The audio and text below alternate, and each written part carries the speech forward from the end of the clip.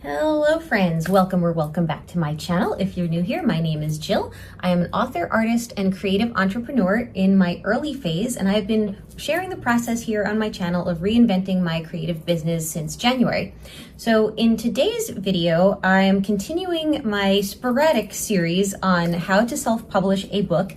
The first video, which I'll try to remember to link that below in the description, the first video covers manuscript writing.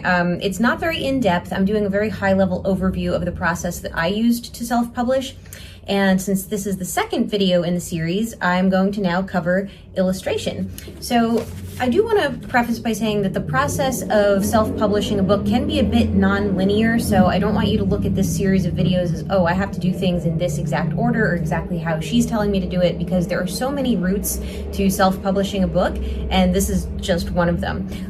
Furthermore, most authors do not illustrate their own books, and for that matter, there are so many more non-illustrated books than illustrated out there. So this might not even be something that you would need to cover in your process if you are looking to self-publish. But nevertheless, I have a little cheat sheet of notes here as far as what I wanted to write down for my overview of how I go about illustrating a book.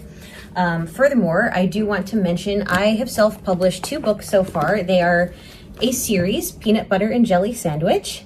This series is for middle grade girls, approximately aged 8 to 12, and the characters are anthropomorphic. You can see on the covers here, there's 3 cats on this one, a cat and a bunny on this one. I also have dog characters. They just haven't appeared on a cover yet. So anyway, I am working towards the publication of my 3rd book later this year, and so the first step that I take when I'm going to start my illustration process is to read through my manuscript and create a spreadsheet in which I extricate the captions that I want to illustrate. I also go into the Word doc as I'm reading and I highlight so that basically I have notations in the manuscript and on a spreadsheet of what's going to be illustrated. So first, I will show you this absolutely obnoxious spreadsheet that I printed out, and by obnoxious, I mean that I used like a size 8 font to do this. I can't explain myself. I just don't mind reading really tiny print, so I just wanted this to be a 1-pager. The problem is that this is a little outdated, but I've been lazy about buying colored printer ink, so I haven't really been marking off what is done, nor have I updated to include more illustrations that I decided to do after I initially printed this. But anyway, I'm gonna transfer you guys over to my laptop screen just very briefly, so bear with me. Okay, so here on the screen is the manuscript for my 3rd book in Microsoft Word, and you can see how right here I have highlighted a caption that I wanted to extricate and illustrate, and that same exact caption has been copy and pasted into my spreadsheet here, and you can see now how I'm color coding it, at least in the digital version. So green means an illustration is completely done and digitized, yellow is in process, and then white is everything I haven't done yet. And by the way, the lines go by chapter for me, so some chapters may have only 1 illustration, others may have multiple. Okay, now next up is actually creating the artwork. I have a lot of videos on my channel. Well, I shouldn't say a lot. There will be a lot. We're working towards that.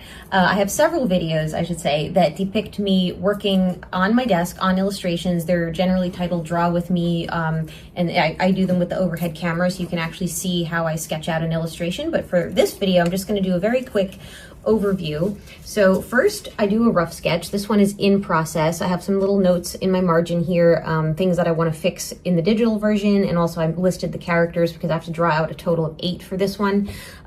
So this is, like I said, this is an unfinished rough sketch. However, you can see how she looks a little darker, like her outlines look darker, and this one looks kind of half and half, as far as the top half being light and the bottom half being dark. That is because the second step I take for illustrations is to basically retrace them darker so they photograph better prior to the digitization process.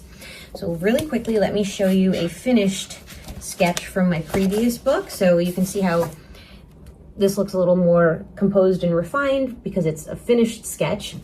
And then after that, I take a photo of the illustration in my sketchbook using my iPad, and I transfer that illustration into a program called Procreate. So here is my iPad. I'm just going to show you what a photographed sketch looks like, because basically I turn up the contrast a lot. I'm very sorry for the glare there, by the way, but this is just a photograph of a sketch, and I boosted the contrast, I boosted the exposure, and then I imported this contrasty version into Procreate. So a finished illustration looks like this. You've seen these before. Let me just, sorry about that. Let me just turn this so you guys can see it full size. So here's that same illustration now that it's fully digitized, and I'm gonna really quickly also show you what the layers look like so you can get an idea, a better idea, I should say, of what everything looks like when it's just starting out, because unfortunately at this particular moment I don't really have an illustration that's halfway digitized. I only have completed digitals and halfway sketches. But here you can see that same photograph used as the template in Procreate. I'm gonna see if I can reactivate some layers on screen here. So I do apologize for the glare. So basically I just build everything out on top in various layers. And you can see how, you know, the characters all appear one by one. They've got stuff on the table. There's the background. I'm gonna uncheck the template because we don't need to see that anymore. And there's all the stuff that's on top of the table. But that's basically how I render something in Procreate, so I can manipulate different objects more easily. Because if this were all just one layer, it would be very tricky to change anything once it's finished. All right, back to my sheet of notes here. So after an artwork is digitized, this is a big important step, actually. File names are so important, and so is file organization. In the past, I've mentioned how I used to work in corporate and I did a lot of administrative work. So thankfully for me, organization and that kind of administrative tediousness is like my bread and butter. So I'll really quickly show you guys. Everything in my iPad is labeled. I'm gonna hold this up really close so you can see, but everything has sort of a coded file name. So 03 is the book number, and then it gives the chapter number, then the number of the illustration, and sometimes they're lettered. Like if a chapter has multiple illustrations, it'll be like chapter 01A, 01B, 01C. So I know this is kind of a boring aspect of things, and I'm gonna transfer you guys back over to my computer really quickly once again to show you the last aspect of illustration administration. So every Friday is like an administration day for me, and I take care of things like expenses and any unanswered emails, and also a lot of file saving. So every Friday I go into my iPad and I airdrop all the artwork in 3 different formats into my computer. So you can see the list here, nothing too exciting. So yeah, that step is boring but incredibly necessary. Also, once I have things in my laptop, I actually like to occasionally just flip through my own artwork and look for corrections that might need to be made, just, you know, looking at it with fresh eyes, so to speak. And then if I do want to correct something, I'll go back into my iPad, make the edit, transfer the files again for saving purposes, and, you know, lather, rinse, and repeat on that. I'm always looking to see if I can improve my own work. What can I say? So the other thing that I want to mention is continuity. As I mentioned, I am writing a series, so it's very important to me that little nuances of the characters translate from book to book. So I'll give you for instance, I have a character guide in each book, which tends to expand each time around. So this, I actually refer to this myself, because if I want to check a detail of a character's face, like their fur pattern, eye color, the positioning of their hair bows, if they're girls, I refer back to my own character guide, and I check and make sure that they're kind of looking the same from book to book, more or less. Also, I believe the example I used in another video recently in one of my artwork videos is that the characters have distinct winter coats that they wear, because I feel like as 4th graders, they would not have an endless array of winter coats. They would just have 1 or 2 each. So I do make sure that things like that are consistent from book to book as well. Okay, so the next phase of illustrating a book is integrating illustrations into a layout file. So this is going to kind of edge up into what will probably be the next video in this How to Self-Publish series, which will be layout. But basically, I do my own layout as well. Again, most authors do not do their own layout. Layout is done in programs such as Adobe InDesign. It's a very in-depth program. There's still so much functionality of that program that I do not even know yet.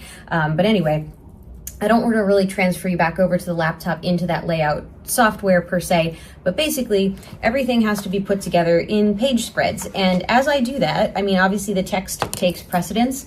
but sometimes I'll end up with half a blank page. And so that happened for this particular chapter of my first book. And so I ended up going and just making a few more illustrations to fill the giant gaps that were left based on where the text ultimately landed. So this is an illustration, for instance, it was not part of my original plan for this book, but I just didn't like how there was half a blank page ending the chapter, so I filled it in with another illustration.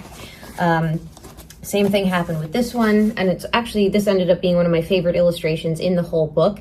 But yeah, putting an illustration into alignment with the text is quite a process. Again, I will cover that more in a future video, but here, for instance, is a really cool layout because it's very symmetrical. I love when something like that works out. You can see how there's a special font used on each side of the spread, and let me try and open this a little further. The illustration just fits really well in this double page spread, but that takes a lot of effort and work to just make sure everything is juxtaposed in a way that makes sense. And if you have little illustrations like this that kind of, the text has to wrap between them on the spread, yeah, like I said, that takes a lot of back and forth kind of work. So I think the final point on my list today is that illustration technically is not done until layout is done. That is my final pointer of how I go about illustrating a book. Sorry, it's a beautiful day here, so I have all my windows open, but accidental noise is it's just gonna happen. What can I say? So yeah, I don't consider myself done with the illustrations, even if my entire spreadsheet is checked off, until my layout is done. So I think that covers it. And again, if you'd like to see more of my actual artistic process, how a drawing is made, I invite you to check out my videos on Draw With Me. I'm actually going to be recording one of those today. You won't even see my face in it, at least not that much, maybe not at all. But I'm gonna set up my overhead camera and I'm going to be focusing on drawing more characters for the illustration that I did have open in my sketchbook earlier, and now it's not there anymore. Hang on. Where'd I go with this? Oh, here we go. Yeah, so I'm going to be working on this one. I'm probably going to be doing a little bit of tracing and also drawing at least one full new character for the video. So check that out if it's something that interests you. And again, thank you so much for watching. Thank you for being here. Please remember to like, comment, subscribe, and if you're interested, check out my Instagram account and my book website, which is going to show up momentarily on the end screen. Thank you so much for being here, you guys, and I'll see you in the next one.